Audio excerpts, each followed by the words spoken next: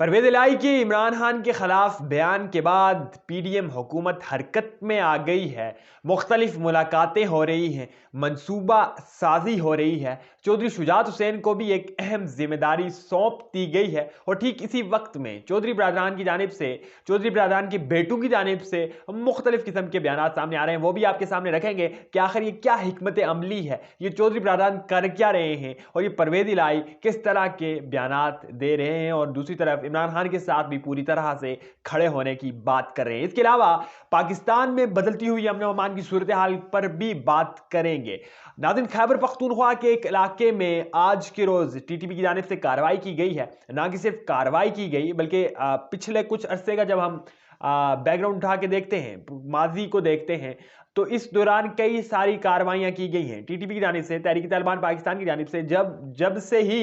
हुकूमत और टीटीपी के माबेन सीज फायर लाइन का जो मुआहिदा था उसे ख़त्म किया गया है, जंगबंदी का मुआहिदा ख़त्म किया गया है। ठीक उस रोज़ के बाद से ही पूरे मुल्क में कार्रवाइयों का सिलसिला जारी है, लेकिन सबसे ज़्यादा निशाना बनाया गया है वो खैबर पख्तूनख्वा है। इस दौरान कई सारे हमले हुए, मुख्तलिफ जगहों पर जो है वो तालिबानों की जानिब से लूटमार की गई, इवन के बहुत सारी जगहों पर ग्रेनेड्स फेंके गए। मुख्तलिफ खबरें आ रही होती हैं लेकिन हमारी इलेक्ट्रॉनिक मीडिया पे, मेन स्ट्रीम मीडिया पे रिपोर्ट नहीं हो पाती। वजह क्या है? वजह सिर्फ यह है कि इस वक्त मुल्क को, इस वक्त सियासतदानों को महज अपनी अना की खातिर सियासत पर बात करनी है, मुल्क के मसाइल पर बात नहीं करनी है। हुकूमत को भी महज इमरान खान को नीचे दिखाना है, इमरान खान की कारकर्दगी को दिखाना है और इमरान खान की तोशाखाना की घड़ियों को दिखाना है। ये ना कि टीटीपी के साथ बैठकर किसी किस्म का कोई मामला किया जाए, उनके साथ कोई मुआहिदा किया जाए। एक इतने लंबे अरसे तक बदअमनी में रहने वाला मुल्क बड़ी मुश्किल से जब अमन व अमान की सूरत हाल में दाखिल ही हुआ था, कुछ ही साल गुजरे थे, फिर से दोबारा ये दहशतगर्दी का सर दोबारा से उठने लग गया है। खैर, आज के रोज की जो तफसीलात हैं,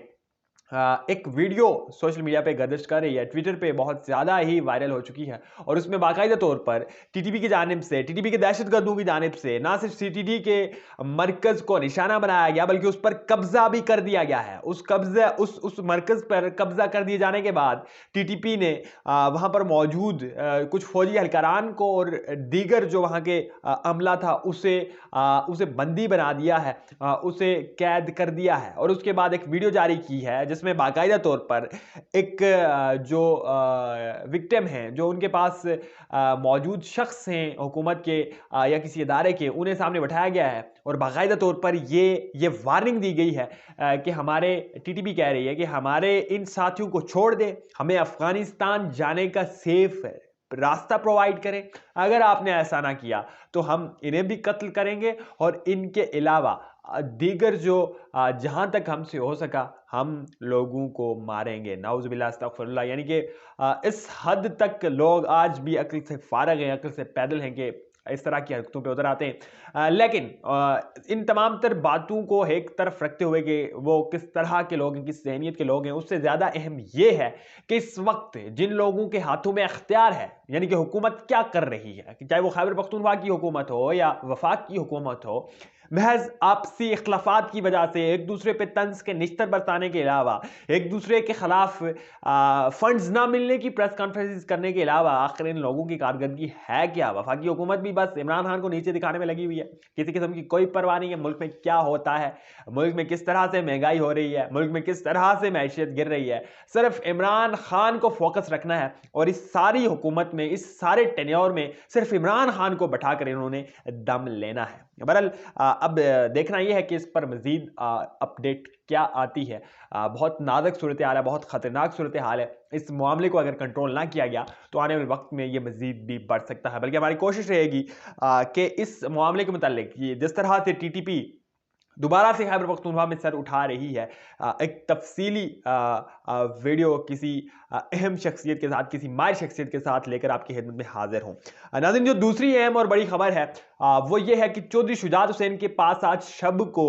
वज़ीर आज़म शहबाज शरीफ जहाँ पहुंचे थे उनकी इयादत की गर्ज से गए थे, जो एलानिया तौर पर कहा गया था कि वो उनकी इयादत करने जा रहे हैं। बहरहाल जो अंदर की कहानी है वो आपके सामने रख देते हैं कि चौधरी शुजात हुसैन से शहबाज शरीफ इस वजह से मुलाकात करने के लिए गए थे कि वो उन्हें चंद बातों पे ना सिर्फ कायल कर सके बल्कि उन्हें चंद बातों की पेशकश कर सके। और उन्हें यानी कि शहबाज शरीफ को ये कहा गया था नवाज शरीफ की जानिब से कि आप जाएं चौधरी बिरादरान की के पास और उन्हें जाकर मनाएं और कोई मशरूत पेशकश करे परवेज इलाही के लिए। जब से परवेज इलाही ने आज दिन को इमरान खान के बयानिए के खिलाफ, इमरान खान के खिलाफ बयान दिया है, जनरल बाजवा के बारे में एक डिफेंसिव स्टेटमेंट अपनाई है, उसके बाद से ही हुकूमत, पीडीएम की हुकूमत पूरी तरह से मुतहर्रिक हो चुकी है। आज के रोज ही अब से कुछ ही देर कबल एक मुलाकात आसिफ अली जरदारी और शहबाज शरीफ के माबेन भी हुई है, जिसमें तमाम तर चीजें डिसाइड कर दी गई हैं कि परवेज इलाही को क्या पेशकश की जानी चाहिए इस हुकूमत को बचाने के लिए, पंजाब के सेटअप को बचाने के लिए। और जाहिर है पंजाब का सेटअप पे रिलाय करता है ये सारा निज़ाम, इस मुल्क का जो वफाकी सिस्टम है और स्पेशली जो हुकूमत है, जो सियासी हुकूमत है, ये बहुत ज़्यादा रिलाय करती है पंजाब के निज़ाम पर। और इसी वजह से पर मादत के साथ आसिफ अली जरदारी ने एक अहम मुलाकात की है वज़ीर आज़म पाकिस्तान मियां मोहम्मद शहबाज शरीफ से। और उस मुलाकात में ये तय कर दिया गया है कि इमरान माजिद के साथ परवेज इलाही को क्या पेशकश करनी है। इसके साथ साथ इससे कबल एक मुलाकात चौधरी शुजात और शहबाज शरीफ के माबेन भी हुई है और उस मुलाकात में वक्त दिया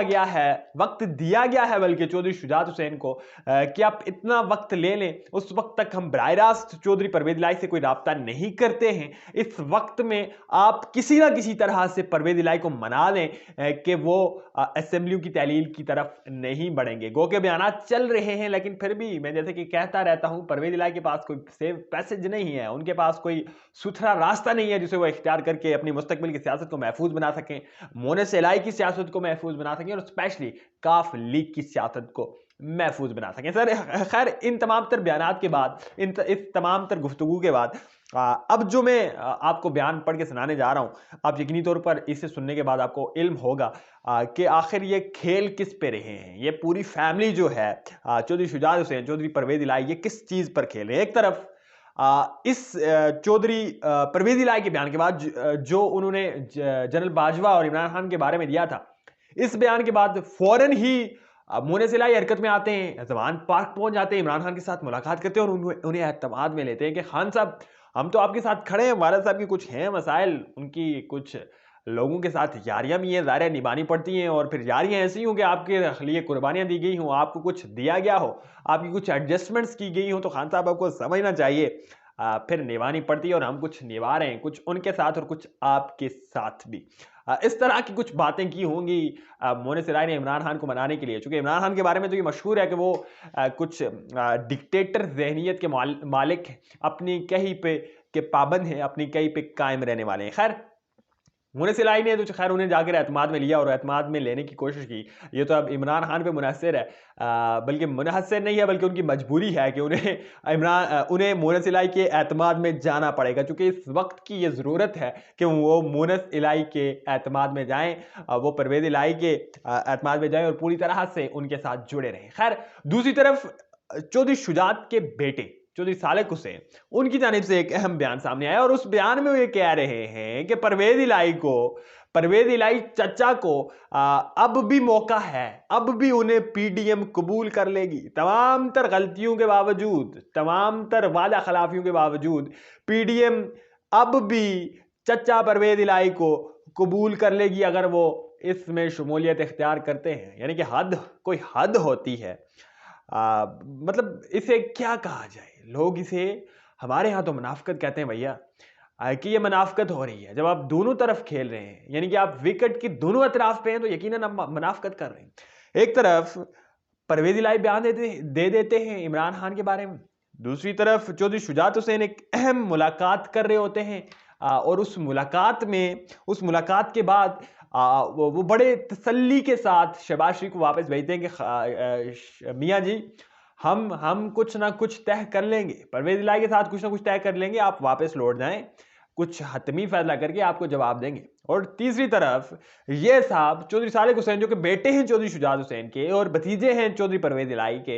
ये बयान दे रहे हैं कि चाचा जान अब भी मौका है, तुसी सुधर गए हो तो मुड़ के आज लो, पीडीएम अभी भी आपके लिए खुली है, आप उसमें शमूलियत इख्तियार कर लें, आपको कबूल कर लेगी, यानी आपको दुत्कारेगी नहीं, आपको ठुकराएगी नहीं, आपको पीडीएम कबूल कर लेगी, ये कह रहे हैं सालेक हुसैन अपने चचा परवेज इलाही को। सो इन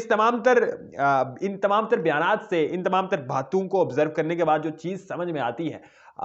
वो बहुत अहम है। और वो क्या समझ में आया है मैं नहीं बताऊंगा, वो आपने कमेंट्स में लिखना है कि इस तमाम तर इन लोगों के बयान से आपकी समझ में क्या आ रहा है कि ये क्या दोनों जानिब खेल रहे हैं या महज इन पर ये इल्ज़ाम लगाया जा रहा है। इस पर अपनी राय का इज़हार ज़रूर कीजिएगा। और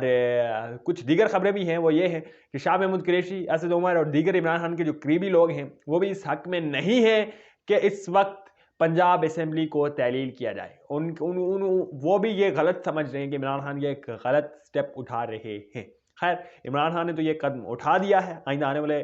23 दिसंबर को जुम्मे के रोज़ का इंतज़ार है इस पूरे मुल्क को, इस पूरी कौम को, इस मुल्क के तमाम स्टेक होल्डर्स को। इन्हें इस बात का इंतज़ार कतई नहीं है कि खैबर पख्तूनख्वा में क्या हो रहा है, किस तरह से खैबर पख्तूनख्वा में बदअमनी फैल रही है, किस तरह से वहाँ पर इस मुल्क और कौम के बेटे जो इसकी हिफाजत में मामूर होते हैं उनकी जानें ख़तरे में हैं। इन्हें अगर किसी चीज़ के बारे में फ़िक्र है तो वो पंजाब असेंबली की तहलील है, जिसे बचाने या गिराने के लिए दोनों जानिब से कोशिशें जारी रहेंगी।